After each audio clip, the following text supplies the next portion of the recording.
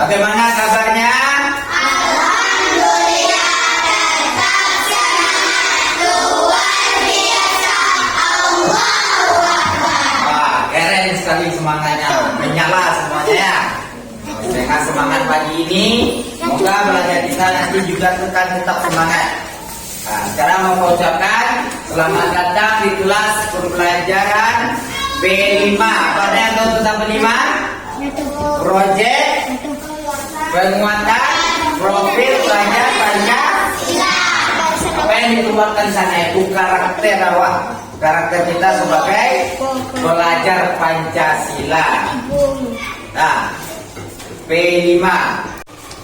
Baik anak-anak sekalian, sebelum melaksanakan P5 kita hari ini, untuk mendapatkan keridhaan dari Allah Subhanahu wa taala, marilah kita berdoa secara bersama dan membaca satu surat. Nah, suratnya surat Al-Humazah saja.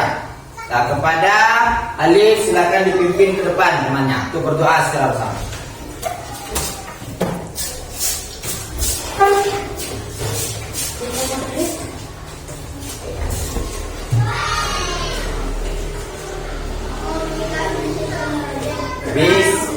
Bismillahirrahmanirrahim. Raditu billahi rabban wa bil islami dinan wa bil Muhammadin nabiyyan wa rasulan. Rabbi zidni ilma warzuqni fahman ya amin. A'udzu billahi lagi. A'udzu billahi minasy syaithanir rajim. Bismillahirrahmanirrahim.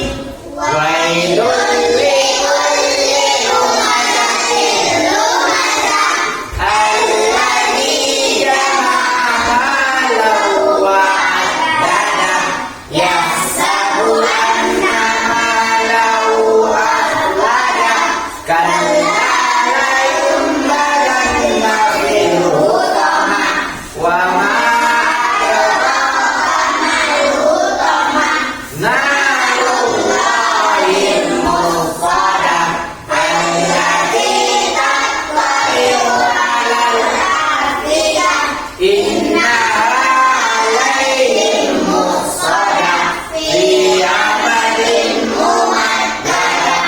Shadaqallahul azim. Nah, terima kasih kita ucapkan per Ali yang telah memimpin.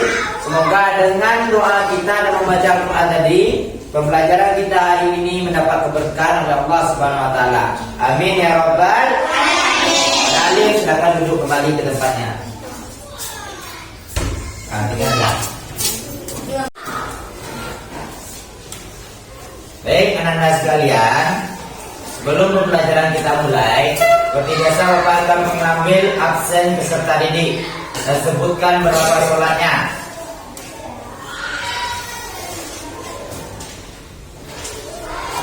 Abid Akila Pranaja. Wah. Aldo Alif Kaisar Nurfata. Berapa sholatnya? Anissa Azra Faira Ratu Bilqis Fatan Habibi Arif Seswandi Fadel Nadia. Nah, setelah Bapak lihat kali pemeriksaan hasil sholatnya, ada yang masih bolong-bolong sholatnya, yang 2, yang 3 tidak. Berapa yang lengkap? Karena sholat itu seperti yang Bapak katakan kemarin, rukun Islam kita ada berapa?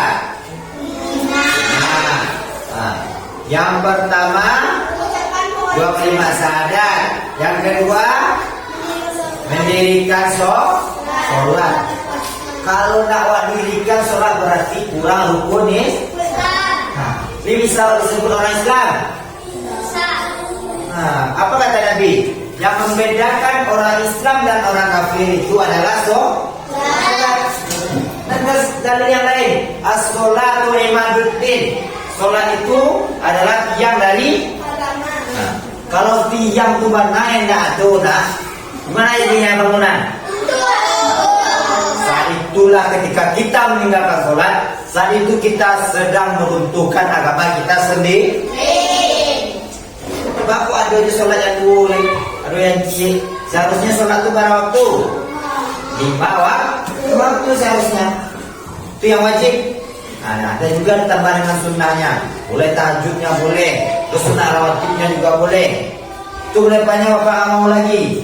Melihat masih ada yang meninggalkan sholat, berjanjilah nak pada diri kita sendiri. Nah, yakinkan dalam diri kita bahwa kita yang butuh kepada Allah tersebut. Yang seolah-olah kita tidak butuh. Siapa yang beri rezeki kepada kita? Allah. Seandainya saja ditahan Allah hujan selama 1 tahun, pasti bumi ini akan kekering. 1 tahun saja ditahan Allah, tidak ada air, habis air. Maka nanti juga sumber kehidupan kita yaitu air. Banyak permohonan kekeringan. Nah, untuk minggu depan, Bapak lihat lagi, tidak ada seorang yang bolong-bolong. Nah, sekarang berdasarkan asesmen awal yang Bapak kerjakan kemarin, Bapak melihat pemahaman peserta didik Bapak ada yang tinggi, ada yang menengah, dan ada yang rendah. Nah, Bapak akan membagi per kelompok.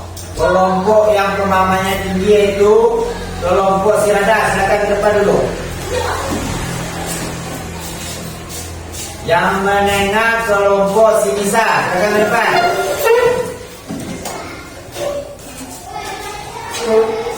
Selanjutnya kelompok yang pemahamannya rendah Alif. Silakan ke depan.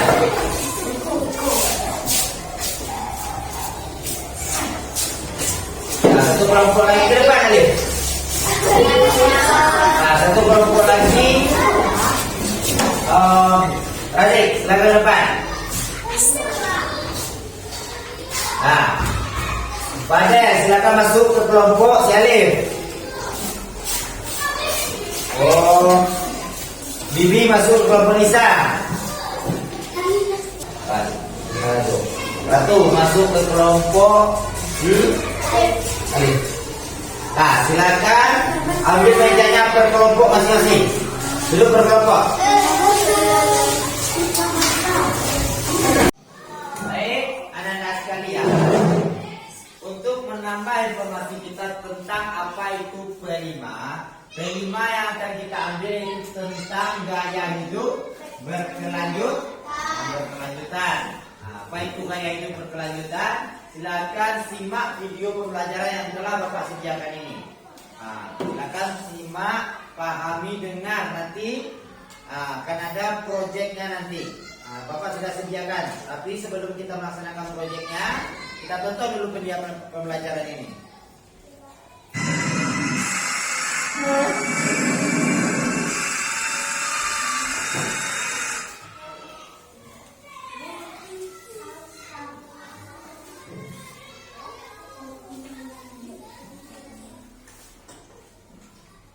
Pengertian sampah. Sampah dapat didefinisikan sebagai bagian dari sesuatu yang tidak dipakai, tidak disenangi, atau sesuatu yang harus dibuang. Umumnya, sampah berasal dari kegiatan yang dilakukan manusia, seperti kegiatan rumah tangga, perdagangan, industri, pertanian, dan berbagai kegiatan lainnya.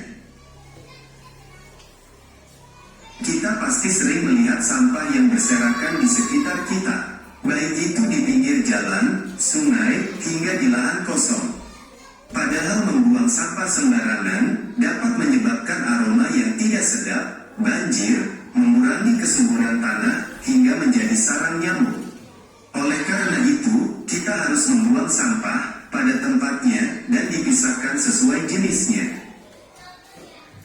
Berikut jenis-jenis sampah. Berdasarkan sifatnya sampah dibedakan atas sampah organik dan sampah anorganik. Sampah organik. yang mudah membusuk dan diurai oleh bakteri, jamur, kuman, dan cacing di tanah. Sampah organik biasanya berasal dari sisa-sisa makhluk hidup. Contohnya adalah kotoran hewan, ranting pohon, daun kering, kulit buah, sisa sayur, daging, atau tulang ayam. Sampah organik ini dapat dimanfaatkan menjadi pupuk kompos untuk membantu tanaman tumbuh dengan baik. Sampah anorganik. Sampah anorganik merupakan sampah yang tidak dapat diurai atau tidak dapat membusuk dan akan terus ada di tanah walaupun telah tertimbun tanah selama bertahun-tahun. Contohnya adalah botol plastik, kantong plastik kemasan, kaleng botol, kaca, styrofoam, sikat gigi bekas, dan karet ban. Sampah anorganik ini dapat dimanfaatkan menjadi bahan daur ulang seperti tas, pot, lampu gantung, atau celengan. Berdasarkan wujudnya, sampah dibedakan atas sampah padat, cair, dan gas. Sampah padat. Contoh sampah padat seperti plastik, kertas, karet, dan lain-lain. Sampah cair. Contoh sampah cair antara lain air sabun, air bekas cucian, limbah air dari pabrik, dan limbah toilet. Sampah gas. Sampah gas dapat dikatakan sebagai emisi dan biasanya dikaitkan dengan polusi. Berdasarkan asalnya, sampah dapat dibedakan atas sampah alam, sampah manusia, sampah nuklir, sampah industri, sampah pertambangan, dan lain-lain. 1. Sampah alam. Sampah alam adalah sampah yang berasal dari alam atau terbentuk secara alami. Contohnya adalah dedaunan kering, ranting, kulit kayu, dan buah-buahan yang membusuk. Umumnya, sampah alam tidak menimbulkan masalah karena mudah diuraikan secara alami. 2. Sampah manusia. Sampah manusia adalah sampah yang dihasilkan oleh manusia. Sampah ini merupakan sisa dari proses yang merupakan bahan berbahaya bagi lingkungan dan manusia. Nah, sekarang kan sudah dilihat video pembelajarannya tentang sampah. Sampah itu terbagi menjadi dua, yaitu sampah organik dan anorganik. Nah, organik itu yang dari mana saja? Biasanya dari makhluk hidup, dari tumbuhan misalnya. Dari apa lagi? Dari hewan atau sisa makanan buah-buah. Dan anorganik dari mana? Jadi dari bahan-bahan plastik segala macam. Nah, kita sebagai orang Islam yang menjaga lingkungan kita adalah kita sendiri. Apa kata Allah dalam Al-Quran? Telah terjadi kerusakan di laut, di langit, dan di bumi. Itu karena ulah tangan manusia. Kalau tangan manusia itu menjaga, maka kerusakan itu tidak akan terjadi. Tapi manusia itu mengambil dari alam terlalu banyak. Nah, dikeruknya harta alam itu terlalu banyak, sehingga terjadi lubang-lubang galian dan terjadi banjir.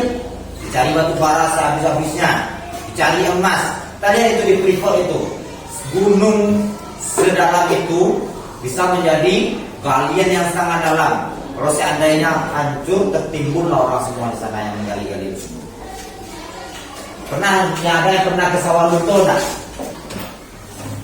Nah, telah terjadi kerusakan di laut, kata Allah. Dan Islam juga mengatakan an-nazafatu minal iman. Nah, kebersihan itu sebagian dari iman. Dan sifat Allah Subhanahu-Nya juga mengatakan Al-Quddus. Apa dia Kudus? Maha suci. Nah, kita harus meneladani sebagai orang Islam itu, meneladani kesucian Allah itu. Kita jaga kebersihan, tidak buang sampah sembarangan. Nah, untuk tugas kita selanjutnya, kan kita sudah mengumpulkan berkas-berkas ini. Nah, berkas dari kardus, kita bikin kaligrafi Al-Quddus dengan bekas sampah cangkang telur. Nah, ini kelompok si Alif. Nah, ini itu kelompok satu lagi. Adik. Nah, kelompok bagi adik yang berat belakang masih ada. Nah, Nanti kita tempelkan cangkang telur. Sebelum kita tempelkan, kita bikin dulu kaligrafinya. Nah, untuk tugas yang bisa dipahami ada pertanyaan? Nah, tidak, silakan bekerja secara berkelompok. Kalau itu ada Pak. Dia itu Nah, yuk kerjakan secara bersama-sama. Bikin garis tepinya dulu. Nah, bikin kaligrafinya Al-Quddus. Nah, artinya yang maha suci. Ini mana temannya? Nah.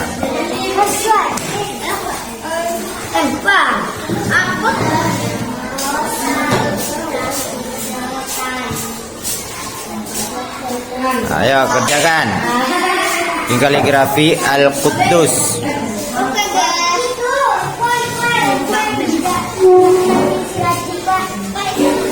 Ya, tidak apa-apa. Oke, Nanda sekalian, silakan dipisahkan atau disortir kulit atau cangkang telurnya untuk menempelkan nanti hiasan kaligrafi Al-Quddusnya. Nah, ini.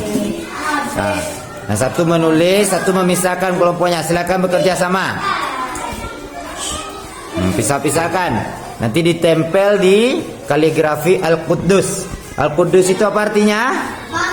Yang maha suci. Nah, ini berkaitan dengan P5 kita, yaitu gaya hidup berkelanjutan, yaitu cinta dengan kebersihan. Tanamkanlah itu, menjaga lingkungan.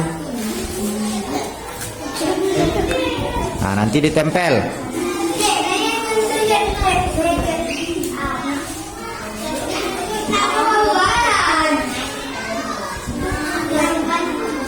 Nah, silakan disortir dulu. Dipisahkan kulitnya ke cangkang telurnya.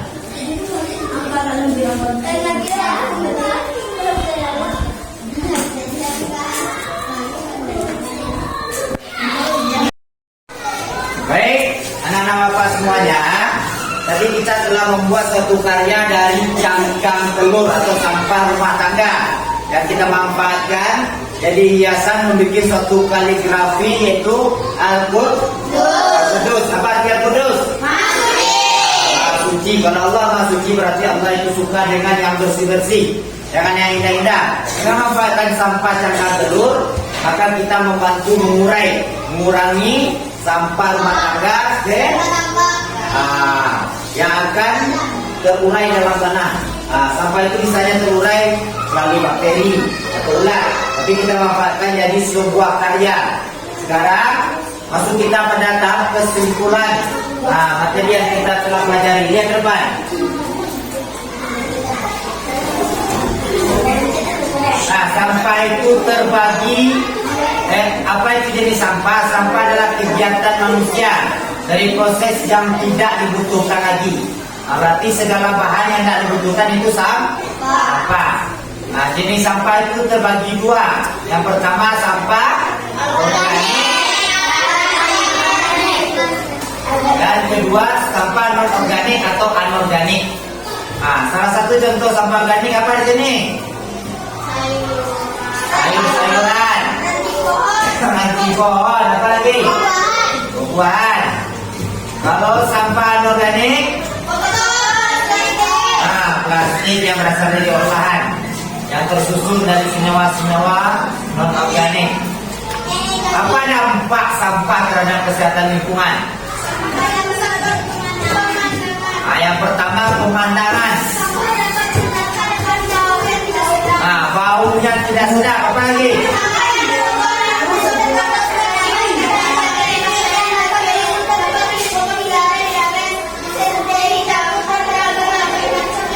Pokoknya segala macam penyakit juga disebabkan oleh sampah yang menumpuk. Pengelolaannya ada 3. Yang pertama kita bisa mengurangi. Yang kedua kita pemanfaatan ulang. Ini adalah pemanfaatan ulang seperti yang kita lakukan. Yang ketiga mendaur ulang. Itu salah satu pemanfaatan sampah. Itulah materi kita tentang P5 kita, yaitu gaya hidup berkelanjutan. Sekarang Bapak ingin mengetahui refleksi kita atau apa yang kita rasakan tentang setelah kita mengetahui materi sampah ini atau gaya hidup kelanjutan. Bagaimana sikap kita di rumah nantinya? Nah, sangat senang hati kita, maka kita dapat satu ilmu. Apabila ada sampah, maka kita bisa memanfaatkan ulangnya. Tidak hanya kita bakar. Kalau dibakar itu terjadi polusi udara.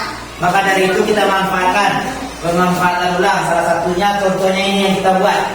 Nah, dengan sebuah karya seni yaitu kaligrafi, memanfaatkan kardus, kardus sampah yang tidak terpakai lagi dan dari cangkang ke telur. Nah,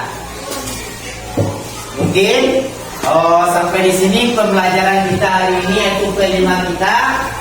Dengan berakhirnya pembelajaran kita, marilah kita bersyukur kepada Allah dengan mengucapkan hamdalah. Mengucapkan alhamdulillah dimulai.